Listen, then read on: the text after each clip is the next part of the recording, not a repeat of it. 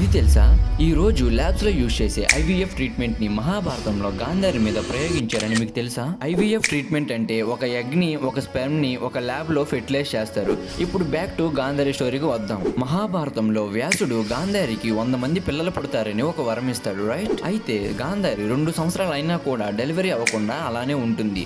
వాళ్ళ ఫ్యామిలీలో అందరూ ఎన్నో రకరకాల మాటలు అంటుంటే కోపంలో గాంధారి తన కడుపుని గట్టిగా కొట్టుకుంటుంది. అప్పుడు వెంటనే తన కడుపు నుండి ఒక మాంసపు ముద్ద కింద పడుతుంది. అప్పుడు వ్యాసుడు ఆ పిండాన్ని 101 పార్ట్స్ గా కట్ చేసి ఆ 101 పార్ట్స్ ని ఒక గీ బౌల్ లో వేస్తారు.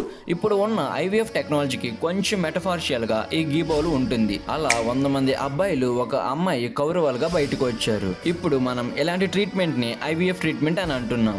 ఇలాంటి వాటి గురించేనేమో మన ధర్మం గొప్పది అంటారు. కమెంట్ జై శ్రీకృష్ణ. మీ ఫ్రెండ్స్ కి కూడా షేర్ చేయండి.